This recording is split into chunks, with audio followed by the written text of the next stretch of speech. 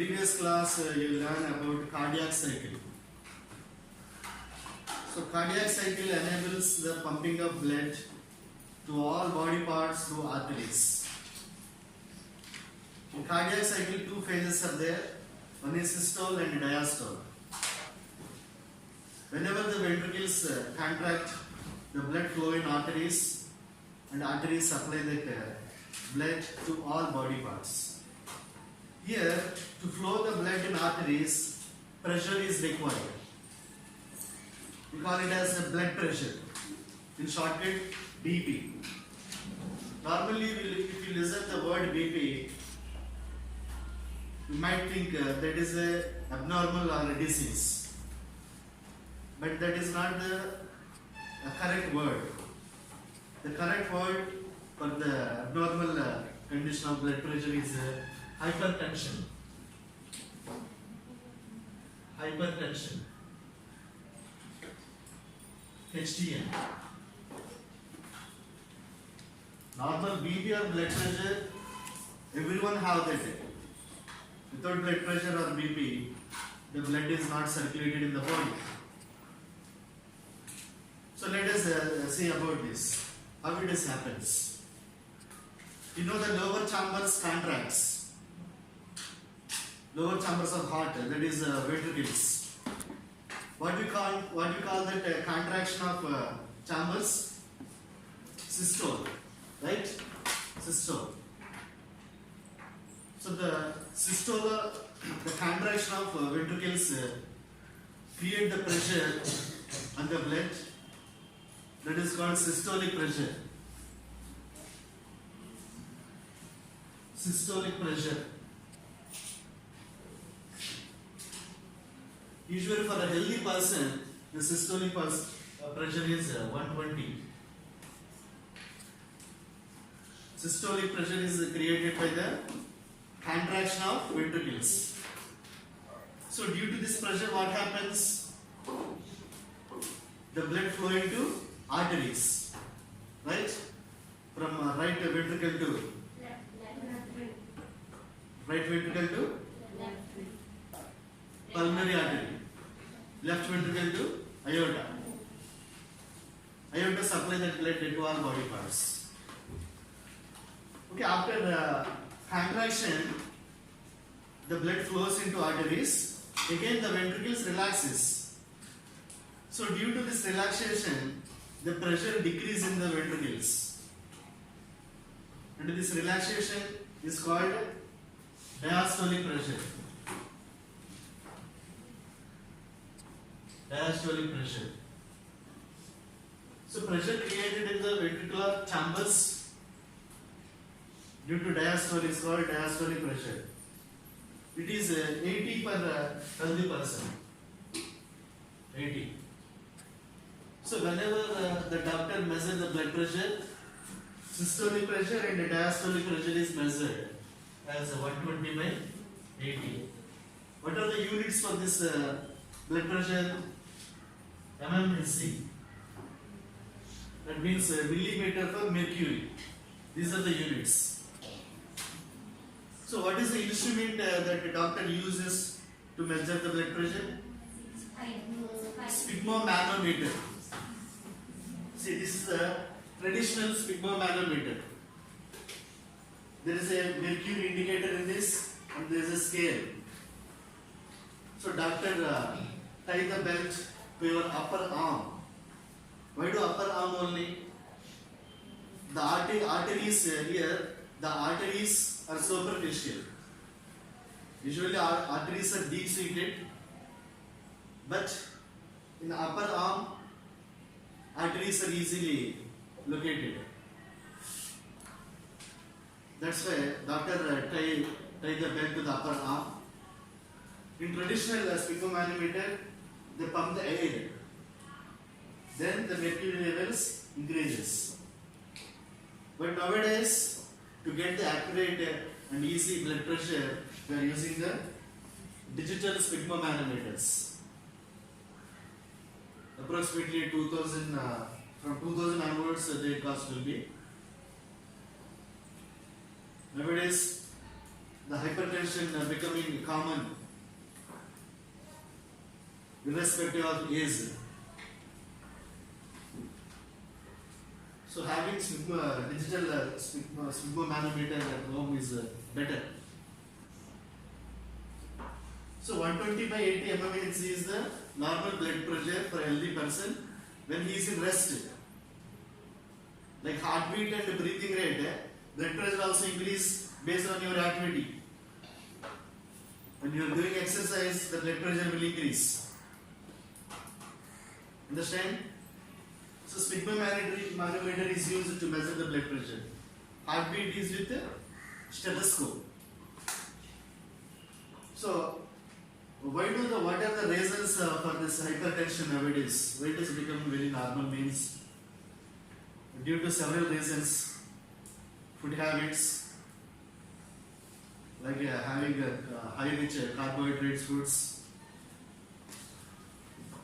and the way of lifestyle, like smoking, taking alcohol.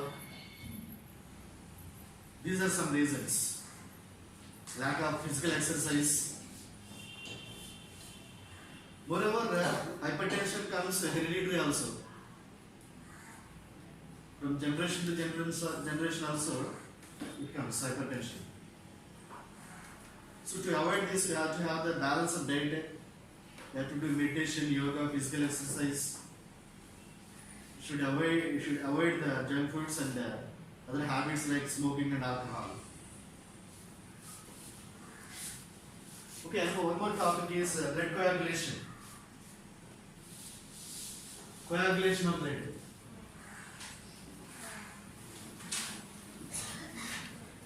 Coagulation of blood. Whenever you get injured while you are playing or accident, what happens? The blood flows out, right? Is it continuous? No, after a few minutes, approximately after 3 to 6 minutes, that injured area is clogged. Okay, that is because of a chemical process called coagulation process. So several factors involved in this coagulation. In that, vitamin K, some enzymes, hormones, nervous system. All these factors coordinately work for this coagulation of blood. So let us see how this coagulation happens. In blood, 3 types of cells: white blood cell, red blood cell, and blood platelets. In this, blood platelets plays important role in coagulation of blood. So whenever there is a damage to the blood vessel, when you get injured, the nerve signals stimulate the blood platelets, and the blood platelets reach that area, and immediately they initiate to release an enzyme, that is thrombokinase enzyme. Thrombokinase enzyme. This thrombokinase enzyme activate the inactive prothrombin, which present in the blood. Prothrombin. So prothrombin present in blood in an inactive state. So thrombokinase activate it and they convert into thrombin.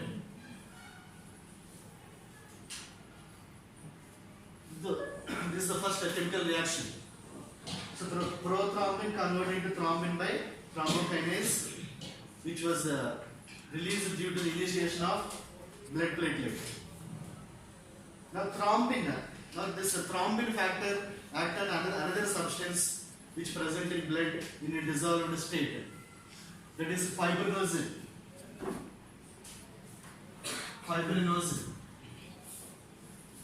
The fibrinogen is activated and converted into fibrin by thrombin. So thrombin activate the fibrinogen which present in blood in dissolved state into fibrins. So fibrins are the filamentous structures. So these fibrins reach the injured area. Okay, and they are connected to the cells around the wound or injured area, and they pull that cells like a stitching. Like stitching, you can imagine. Whenever the cloth are torn out, you do the jigsaw, right? Like that, these are fibrins pull the cells around the wound and to make a clot there, clot. So then what will happen? The solid materials of blood like red blood cells and other proteins do not flow out. Okay, all the solid material entangle in that network of fibrin. Only liquid portion comes out. What we call the liquid portion after clotting of blood? Serum. Serum. If you remove all the solid materials and proteins from blood, that is the serum. After clotting, serum is formed because the solid material is entangled in this clot formed by fibrin. Okay. So blood clotting depends on several factors. If you do not take the food which consists of K vitamin,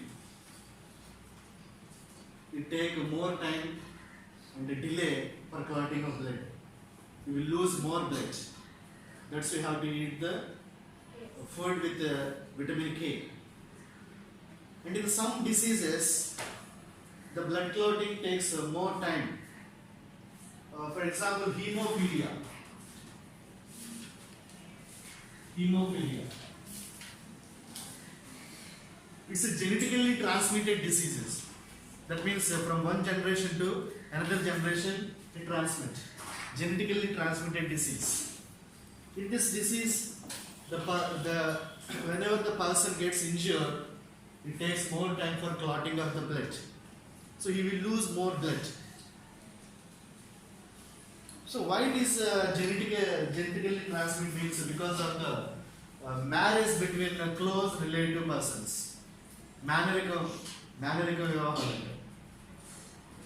Closely relative persons. So marriage among the persons causes the birth to the children with the hemophilia disorder. One more blood disorder is there, that is the thalassemia. Thalassemia. In thalassemia, hemoglobin is not formed properly. Hemoglobin is very important to carry the oxygen from lungs to cells. It is very important. Already learned respiration. That hemoglobin is not properly formed in thalassemia disease. That's why they get the anemia. Anemia means lack of blood, lack of red blood cells. Hemoglobin present in red blood cells only. Thalassemia also genetically transmitted disease. Okay. So till now you learn about transportation process in animals. How this transportation of material in plants? Let us see. Transportation in plants. So which tissue responsible for transportation in plants? Vascular tissue. Vascular tissue. In vascular tissue, two types are there. What are they? Xylem and phloem. So what does xylem transmit? What does xylem transport in plants? Water and minerals. Water and minerals. Phloem, it transport the food, organic food.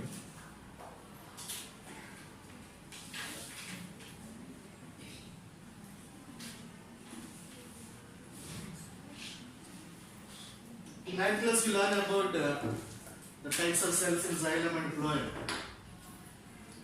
In xylem tracheids and xylem vessels important for conduction of water. In phloem, sieve tubes and sieve cells and companion cells are important for conduction of fluid. So if you observe this diagram, the water transportation takes place from the roots to every part in the plant through the xylem in upward direction. Okay. Phloem. Phloem transport the food from manufactured part. What is the food manufactured part in plants? Leaves. Okay, from leaves, the phloem tissue transport the food to every part in the plant, even to root hairs also. Understand? If you observe, you can observe the root hairs by doing an activity, simple activity. You take a wet cloth and put some mustard seeds, sprinkle water, and after within a few days you can see the germination. By using a lens or a microscope, you can observe the fine projections from roots. They are root hairs. Root hair. Root hair is a modified epidermal cell. So plants roots absorb the water and minerals through root hairs. What are they? Root hairs. Root hairs. So let us see how the water absorption takes place from soil through roots. First of all, later we can see how the xylem transported water. So as I said, the roots absorb the water through the root hairs. So this is the root hair. Usually in the root hairs, the complete cell occupied by the vacuole. Vacuole. What we call the fluid in vacuole? Cell sap. Cell sap. So this one is a cell sap. Remaining organelles and nucleus you cannot see because vacuole completely occupy the space.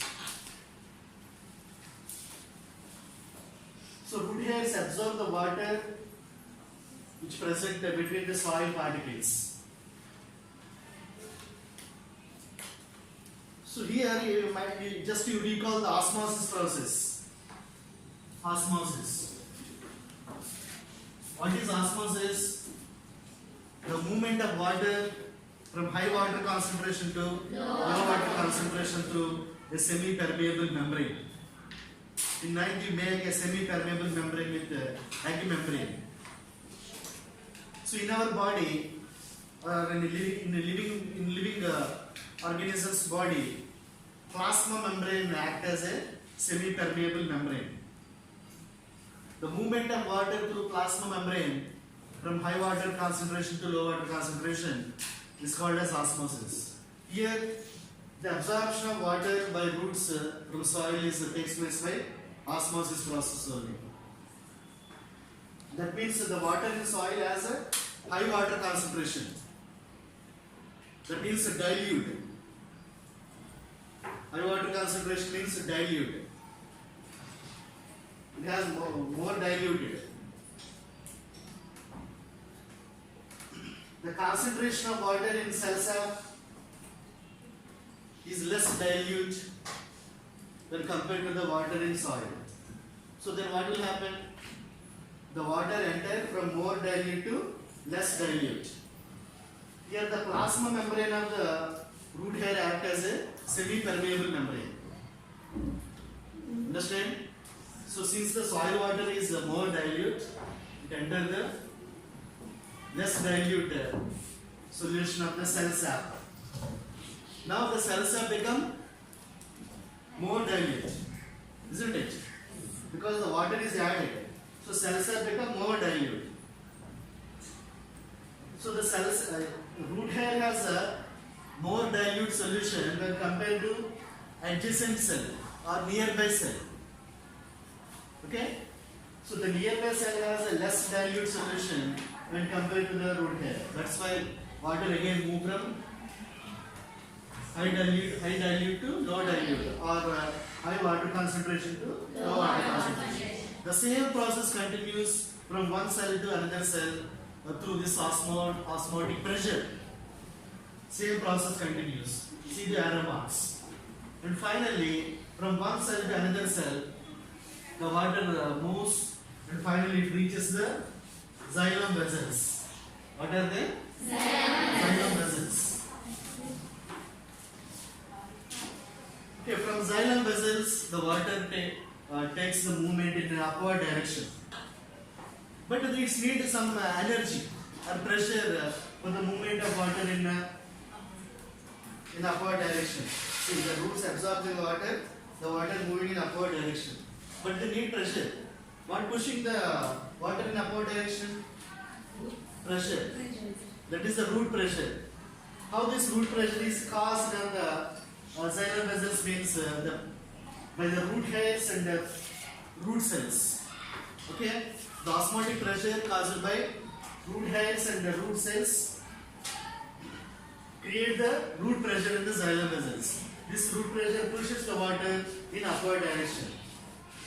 But this root pressure enough to push the water up to some extent only, especially in the short plants like shrubs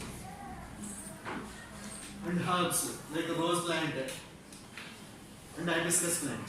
In tall trees, some tall trees means some more than 100 meters, like eucalyptus, rosewood, even coconut. How do the water is transported to the tip of the stem?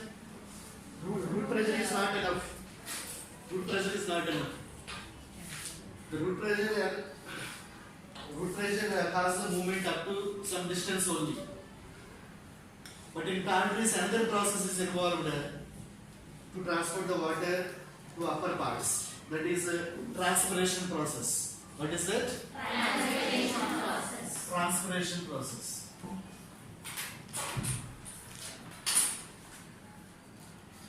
So the osmotic pressure created by the root hairs and root cells and the xylem vessels is known as root pressure. The root pressure causes the water movement in xylem vessels in upward direction in small plants. But in tall trees, along with root pressure, transpiration also involved in transportation of water. So there is an activity to understand the root pressure. To do this activity, what are the material required? You need a potted plant. Potted plant. So kundilo perigutuna moka. You need a glass tube and a rubber cork, water. You need them. First of all, what you have to do means you have to cut the stem just 1 meter above the ground level. Okay, from just above the ground level up to 1 centimeter, you have to cut the stem. Okay, you have to cut the stem just above the 1 centimeter from ground level. Now this is called stump. You have to fix a glass tube to this stump. How to connect both glass tube and stump means by using a cork, a rubber cork. Here the precaution is the size of the glass tube and the size of the stump or stem should be equal. Then only they can fit in each other. You have to fix them with a rubber cork, then the water do not flow out. Now you have to pour some water in the glass tube. And mark the level as M1. Leave it for few hours. What will happen? What happens to the water level? Is it increase or not? Decrease. Yeah, the water level increase. So the increased level should consider as M2. And the difference between M1 and M2 can be the difference between M1 and M2 tells the water level increased by root pressure. Understand?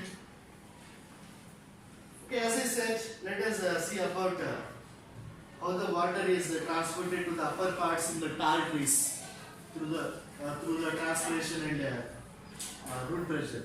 Let us see that. Okay, first of all, what is transpiration? First of all, what is transpiration?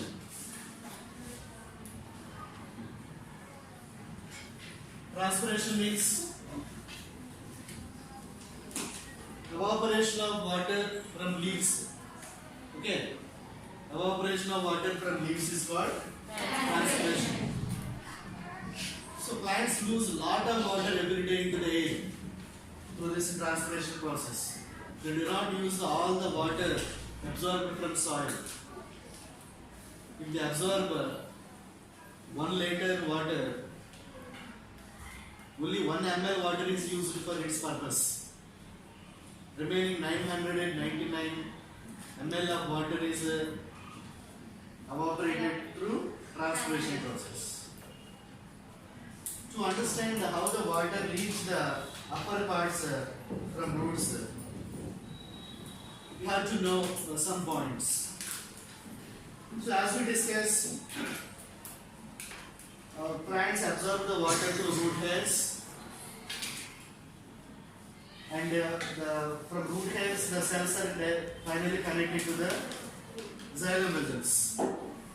These xylem vessels are supplied or distributed to every part in the plant.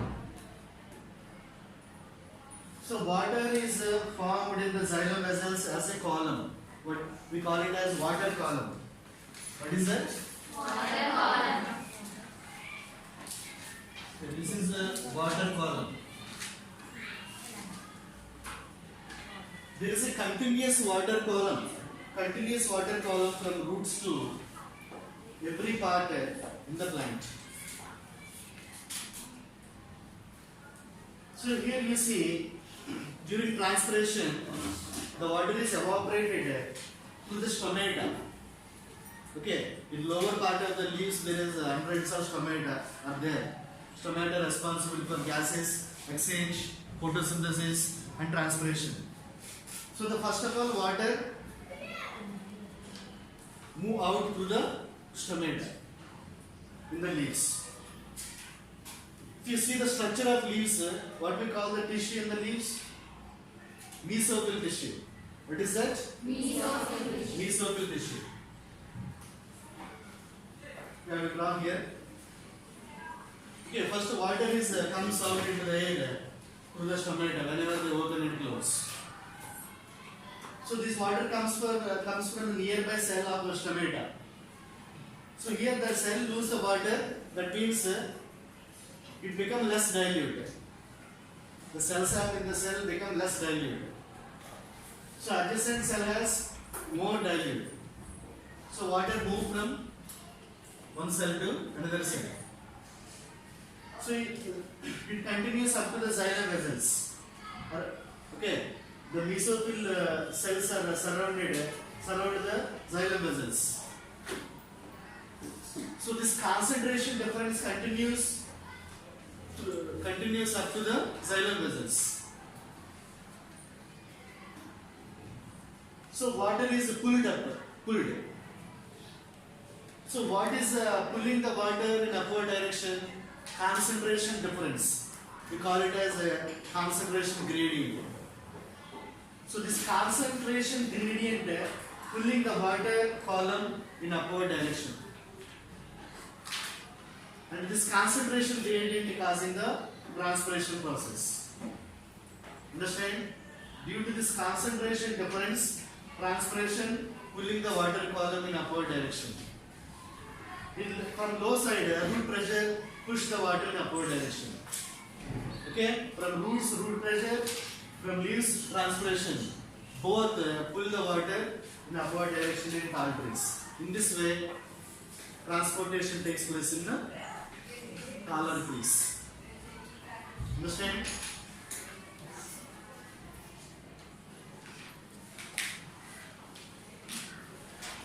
Okay, now let us see about transportation of food. You know, plants are autotrophs, they prepare their own food through photosynthesis.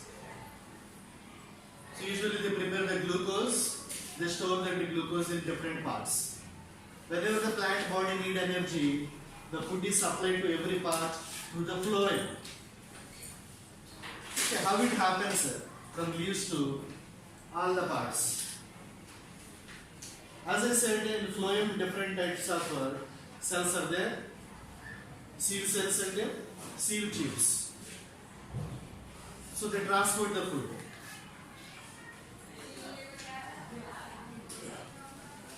If you observe the seed cell, at the end of each cell there is a seed with the pores. And these cells arrange one above the other. So the food is transported from one cell to another cell through these seeds. So these seed tubes continues from veins of leaves to up to the root also. They are distributed throughout the plant. To prove the food is transported through the phloem, several experiments are conducted by scientists. In that one is experiments on aphids, and the second one experiment with the girdling process of the trees. The aphids are the small insects you might observe in the bushes. They are in green color, they cluster on the plants. So aphids mainly feed on the juices of the plants. They suck the juices. So for sucking the juice from plant, they have a sharp needle-like structure. What do you call it? Proboscis. Proboscis. It's a sharp needle-like structure. So scientists did the experiment on the aphids. So whenever the proboscis is feeding, they kill the aphid. They kill the aphid and they cut the stem also. Whenever they observe, the proboscis penetrate up to the phloem. Up to the phloem. Why? Because the phloem has the food that need by the aphids. To analyze that food material, they did one more experiment. After killing the aphid, they cut the body, but they left the proboscis only. What happens? From the proboscis, the food comes out as a drops. Whenever they analyze that food collected from the proboscis, that food consists of sugars and amino acids. What are they? Sugars and amino acids. So, but actually the aphids do not use all the food that they absorb through proboscis. Most of the food is excreted out the body. We call it as a honeydew. Honeydew. So whenever they excrete the honeydew, it falls on the leaves. That's why if you observe the leaves where the aphids are clustered, they appear sticky. Why? Because of the honeydew. So one more experiment to prove the phloem function in plants is a girdling process. Girdling. Usually in this experiment, first of all, you have to remove the bark in a ring form, like this. This is called as girdling. Girdling. So whenever we remove the bark, you have to remove the phloem also. Phloem.